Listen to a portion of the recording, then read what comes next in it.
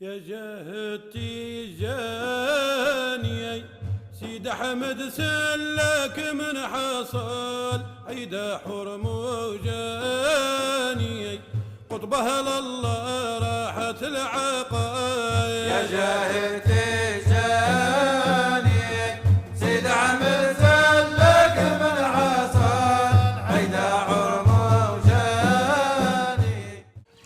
Benvenuti a tutte e a tutti a questo incontro, terzo incontro di presentazione dell'Islam per la serie organizzata da Molte Fedi sotto l'unico cielo, ACLI di Bergamo.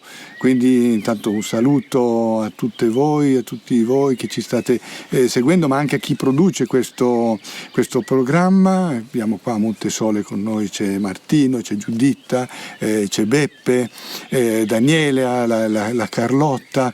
Cioè, cerchiamo di fare una cosa molto, molto in sintesi che vi dia lo stimolo di studiare l'Islam.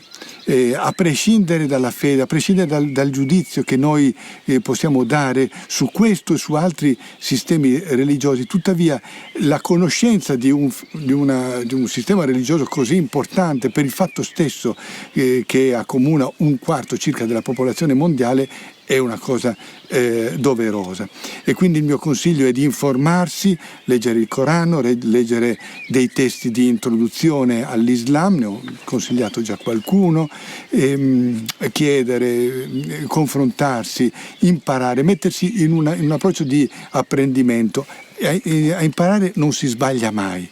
Il problema sono i giudizi non fondati su una conoscenza, quello sono i problemi da parte di tutti, musulmani, non musulmani. Quindi il nostro così credo scopo di questa serie sia anzitutto un invito allo studio e all'informazione, e poi l'abbiamo detto fin dall'inizio a collocare il fenomeno religioso nell'arco della cittadinanza. La Costituzione è sempre il nostro punto di riferimento.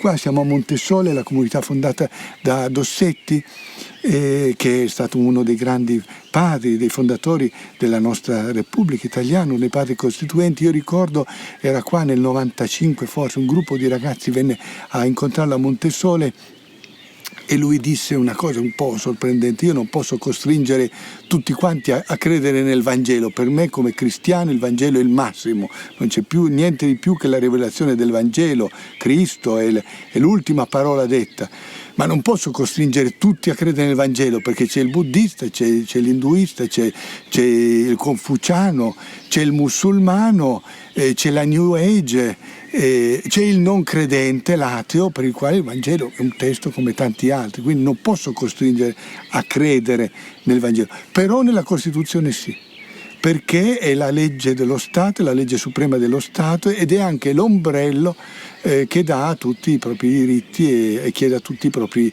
doveri. Quindi paradossalmente su questa terra, in questo mondo, la Costituzione italiana è un testo che include di più dei testi delle religioni. Per i testi delle religioni, bene o male, c'è sempre chi è dentro e chi è fuori.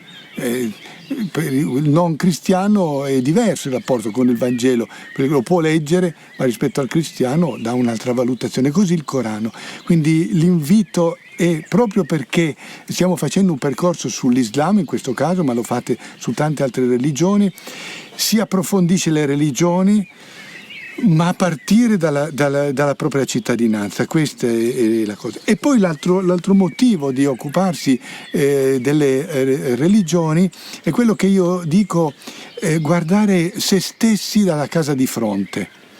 Studiare un'altra religione e intanto imparare quello che c'è nella casa di fronte, no? Uno vede una casa nel quale non è mai entrato, entra, ne guarda le stanze, come è fatta, come è organizzato, il tetto, le fondamenta. Questo è un altro palazzo, chiamiamolo così, un altro palazzo, questa monafora. Poi improvvisamente si va a una finestra e guarda la casa nella quale ha vissuto tutta la vita o gran parte della propria vita e vede se stesso, quindi il proprio sistema religioso, dalla casa di fronte. Quindi lo studio comparato delle religioni è utile anche per comprendere meglio se stessi. E questo vale in particolare per il dogma, abbiamo visto per il primo incontro, abbiamo dedicato a vedere il credo, la fede, vale per il culto. Studiare come pregano i musulmani ci aiuta a capire di più anche che cos'è la messa per un cristiano, cos'è la sua preghiera, e vale anche per l'etica, che è l'oggetto dell'incontro di oggi. L'etica in questo momento è molto sotto pressione, tutti i sistemi etici, perché le innovazioni tecniche, le scoperte della scienza, il rimescolamento dei popoli pone all'etica religiosa dei problemi che non esistevano prima.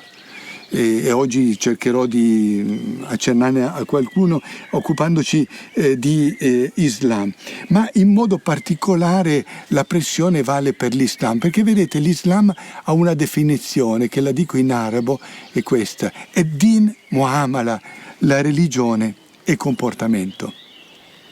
Provate a fare ciascuno di voi, che cos'è la religione? Ognuno di voi si chieda, magari fate un incontro, che cos'è la religione? Lo suggerisco anche agli amici di ACLI, fare un incontro per cui si possa mettere a tema questo tema. Che cos'è la religione? Allora l'Islam ha questa definizione: ad-din muamala, la religione è comportamento.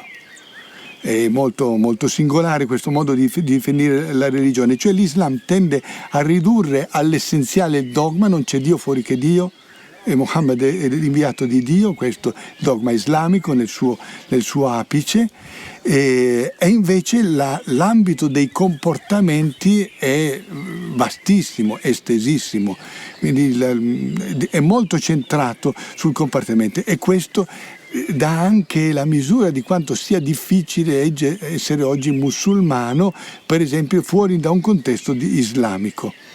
Quali sono i comportamenti che sono accettati davanti a Dio, e su questo noi vediamo proliferare una grande quantità di siti, per esempio Islam Web, Islam Question and Answers, o altri siti islamici che danno risposte, il Consiglio Europeo della Fatwa per esempio, che danno risposte ai musulmani che vivono nel mondo su come vivo islamicamente, siti che hanno migliaia e migliaia di domande continuamente, risposte a domande che vengono fatte.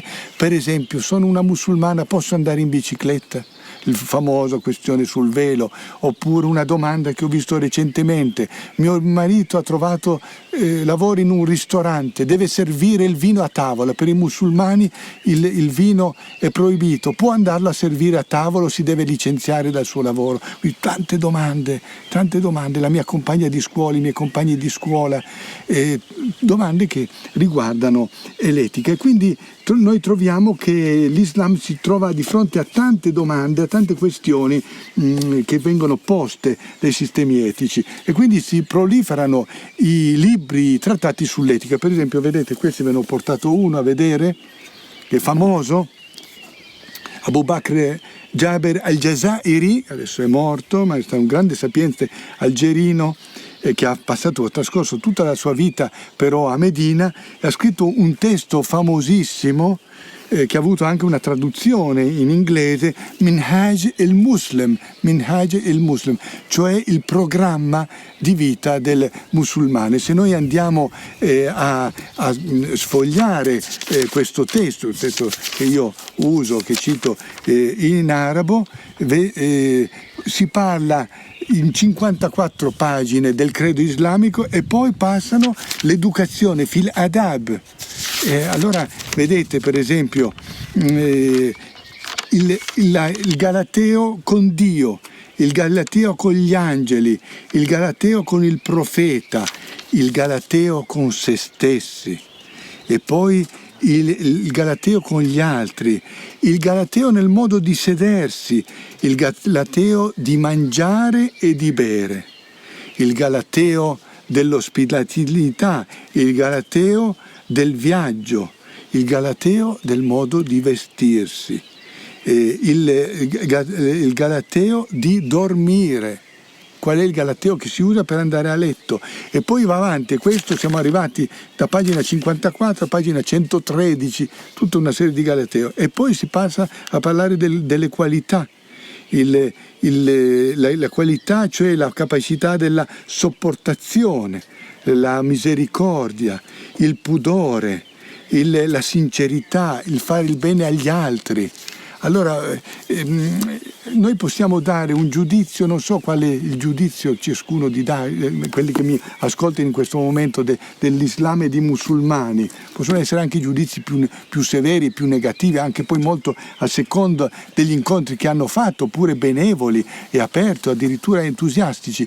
Non si può negare che l'Islam nel suo strutturarsi dia una grande importanza ai comportamenti, al punto che c'è un testo che cito a memoria in arabo, innama bu'ithtu li utammima makarim al-akhlaq, cioè non sono stato inviato altro che per perfezionare il galateo. Questo sarebbe un detto attribuito a Muhammad. Quindi l'aspetto del comportamento è molto importante. Ora, come voi vedete dai titoli del testo di Abu Bakr al-Jazairi che vi ho letto, il galateo islamico, a differenza di quello che noi potremmo pensare il galateo, cioè dell'etica, ha due orizzonti, ha due assi. Un asse è l'asse verticale, l'altro asse è l'asse orizzontale. L'asse verticale è quello del rapporto con il mondo divino. È molto strano perché noi siamo abituati che il galateo e l'etica riguarda rapporti orizzontali, le persone, con i miei vicini di casa, con i miei parenti, con i miei amici, con i compagni di lavoro.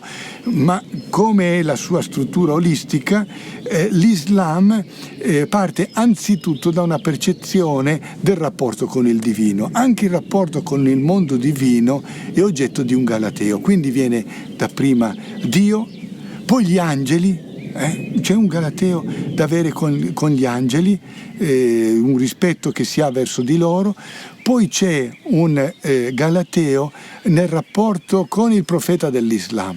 E questo molto, molto importante, il rispetto dovuto che i musulmani sentono di avere verso il proprio profeta, quello di onorarlo, quello di benedirlo, quello di obbedirgli in tutti, quello di rispettarlo. Un detto famoso che riprende il Vangelo: deve amarmi sopra suo fratello, sua sorella, sua madre, suo padre. E in questo senso voi potete capire allora certi episodi dell'Islam, no? Quando le famose vignette o l'irrisione del profeta, le vignette sul profeta, le barzellette così, per il musulmano è una ferita suprema, proprio per questo galateo del rapporto con Dio.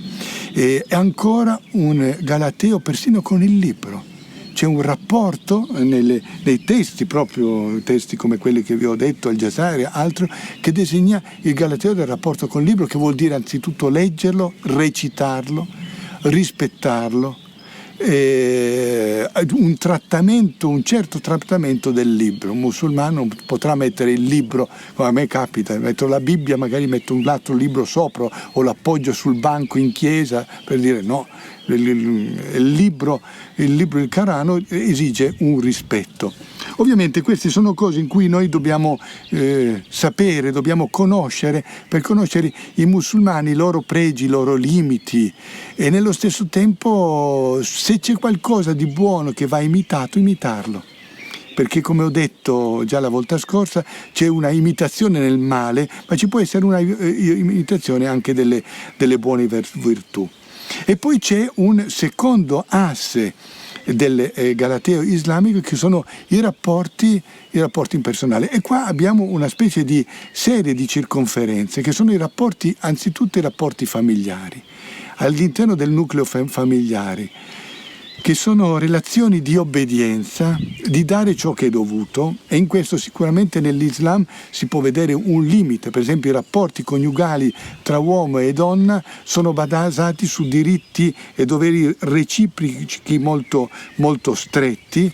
Quindi la donna il rapporto di obbedienza, di sottomissione, nell'uomo la necessità però di dare alla donna la dote, di dare il mantenimento quotidiano, quindi rapporti che si potrebbero individuare come noi lo potremmo sentire come essenzialmente giuridici, che schiacciano un po' il livello degli affetti, dei rapporti affettivi.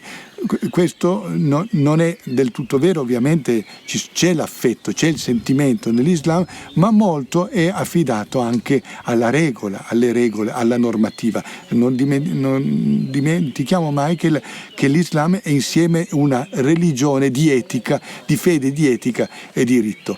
Poi una seconda cerchia sono i rapporti della parentela, tutta una serie di obblighi che si svolgono nel rapporto di parentela allargata, e poi i rapporti di vicinato. L'etica dei rapporti di vicinato per l'Islam è estremamente importante. Quindi questo ci serve anche a comprendere l'utilità di conoscere l'etica islamica anche per un rapporto. Il vicinato, ormai abitiamo in palazzi in cui abbiamo il vicino di casa, la vicina di casa che è musulmano, una famiglia di musulmani che è arrivata nel nostro palazzo. Conoscere le regole del galateo islamico del vicinato, per esempio, è importantissimo. L'Islam dà sottolinea molto l'importanza dei rapporti di vicinato, ed è il vicino di casa, i rapporti di vicinato superano quello che sono i rapporti del compagno di religione.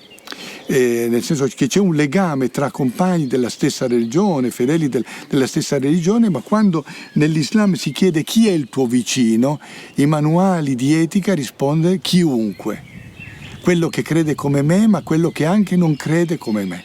E quindi va rispettato. L'Islam sottolinea molto il rispetto che si deve al vicino, mai ledere la privacy del vicino, non ingombargli il passaggio che porta alla porta di casa, non curiosare, non spiare in casa, e questo è molto utile perché questo ci spinge per esempio a comportarci con correttezza al vicino di casa, ma per esempio nei confronti del vicino di casa musulmano si può dire quando non si comporta bene nei rapporti di vicinate, dice: ma guarda che il tuo profeta non faceva mica così, guarda che l'Islam non ti insegna mica, per esempio, a ingombrare il passaggio, lasciare delle cose, lasciare delle mercanzie, o fare chiasso, oppure venire a suonare nei momenti che non sono in debito, o lasciare che i tuoi figli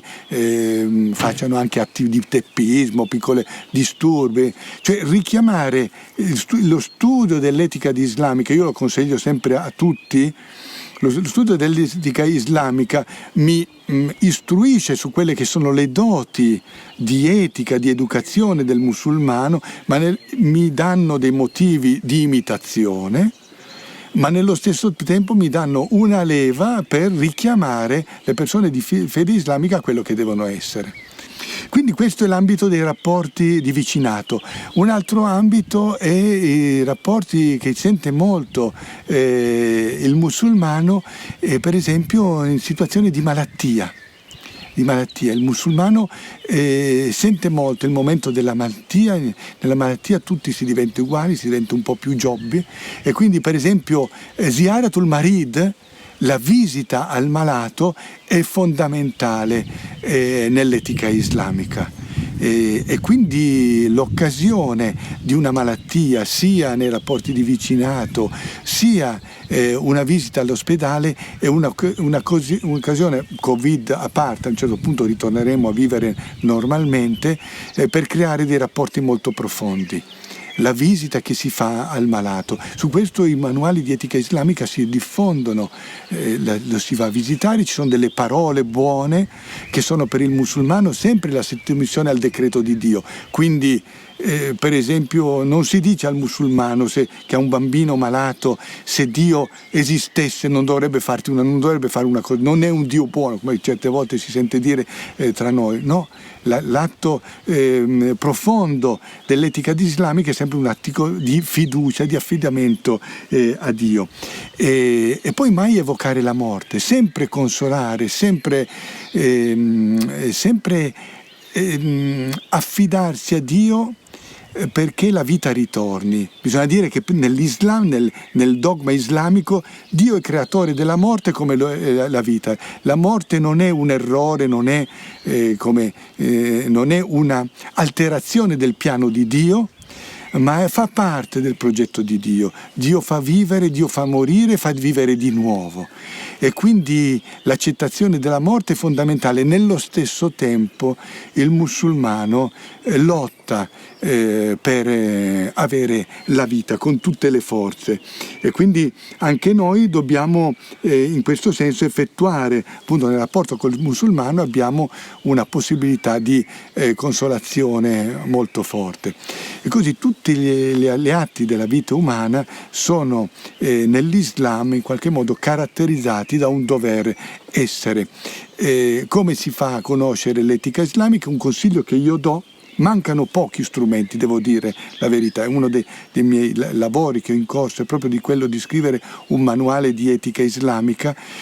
Il mio consiglio è quello di andare a visitare proprio i siti delle cosiddette fatwe, che sono in inglese ma si trova anche in italiano, appunto il Consiglio Europeo della Fatwa, dove troviamo molta informazione sul modo di vivere islamico. In questo incontro, per arrivare alla fine, vorrei segnalare ancora due cose. Qual è il modello di vita islamico? Allora, il modello islamico è duplice. Da una parte Dio, da una parte il profeta dell'Islam, Muhammad. I nomi di Dio, i 99 nomi, sono in un modo un po' sorprendente non solo delle qualità di Dio, ma anche un programma di vita. E quindi, visto che Dio è misericordioso, sii misericordioso. Visto che Dio è provvidente, provvedi tu il cibo a chi non ne ha. Visto che Dio è latif, cioè gentile, sii anche tu gentile. Visto che Dio è aziz, è caro, sii anche tu caro verso le persone. Questa è una via di costruzione della identità etica del musulmano. Un'altra via, che è quella più conosciuta, è l'imitazione del profeta dell'Islam. Quindi come lui si è comportato, anch'io mi comporto.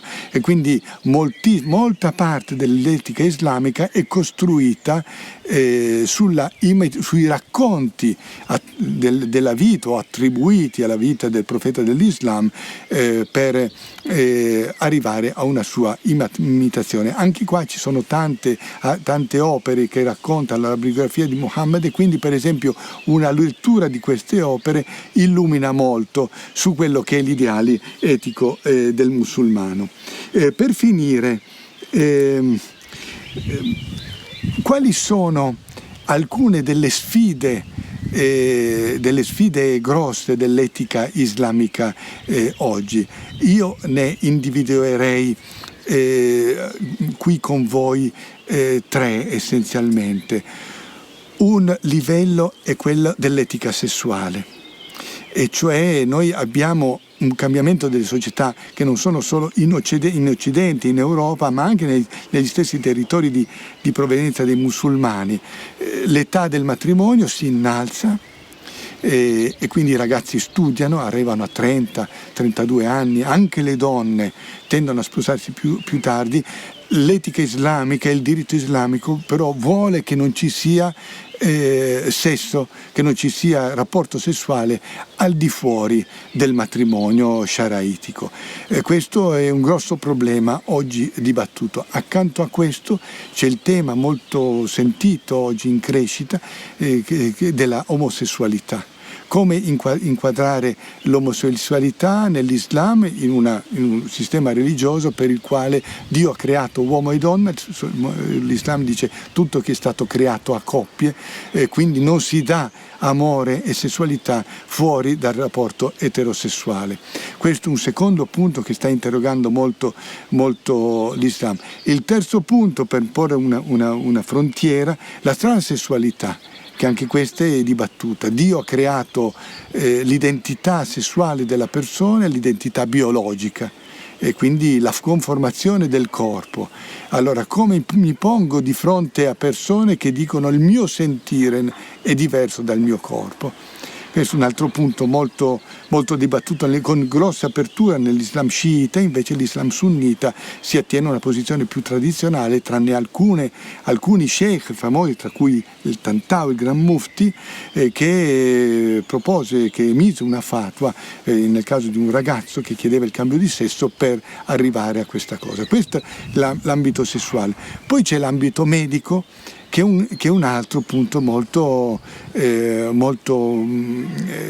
in discussione nell'Islam, per esempio l'eutanasia, che è bandita dall'Islam, considerata una forma di suicidio, e tuttavia l'Islam si trova di fronte al problema delle malattie terminali e delle cure che protraggono senza fine una vita che non ha più possibilità di essere recuperata, nel senso di una vita sana. Ma poi pensiamo ancora un tema molto dibattuto nell'Islam, che è quello del trapianto degli organi. Allora, come abbiamo visto dalla prima nostra puntata, una delle qualifiche di Dio è il Dio creatore. Ciascuno di noi è stato creato da Dio direttamente e in modo provvidenziale, con una certa dotazione di organi. Come posso trasportare il cuore di una persona nel cuore dell'altra? Quindi ci sono molte interrogazioni giuridiche che oggi su questo, per esempio, si dice che il cuore è l'organo della fede, no? La fede, secondo la visione islamica, non è nella testa, ma è nel cuore. Allora, se io al posto di questo organo metto una macchina, oppure metto il cuore di un non credente, forse che non trapianto nel corpo di un musulmano l'organo di un non credente? E quindi questo ha creato crea dei dibattiti molto, molto forti nell'Islam. E ancora un tema, per mettervi a informarmi di una delle frontiere più avanzate del dibattito nell'etica islamica, è quello della chirurgia plastica, che oggi si sta diffondendo in modo fortissimo anche nei paesi islamici. L'Arabia Saudita, i paesi del Golfo sono al top nelle operazioni di chirurgia estetica, che una volta si faceva in Libano, si facevano in Egitto, ma c'è una richiesta anche di chirurgia estetica anche maschile nel mondo islamico. Ma questo provoca un problema teologico molto forte. Ognuno di noi è stato creato attualmente da Dio. Abbiamo visto il decreto di Dio nell'utero della madre. Quindi la forma del mio naso, la mia bocca, le mie orecchie, i miei capelli, la mia testa, i miei occhi, la forma del mio corpo è opera di Dio. E lodiamo Dio appunto con la campana del monastero che chiama alla preghiera. Questa lode in fondo non è annullata dal fatto che intervengo a cambiare la forma degli occhi, del naso, della mia bocca.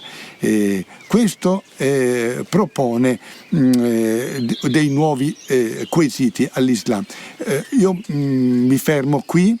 E questa puntata sull'etica ha voluto mettervi a parte, da una parte con alcuni fondamenti supremi dell'etica islamica, la religione, il comportamento, i modelli sono Dio, sono il profeta, eccetera, eccetera. Dall'altra mostrarvi che anche per l'Islam, come in fondo per il cristianesimo, i cambiamenti sociali, i cambiamenti tecnologici mettono tutto il problema dell'etica di nuovo di fronte a dei nuovi problemi che anche l'Islam non può evitare di considerare. Grazie, la prossima puntata, ultima, parleremo del jihad.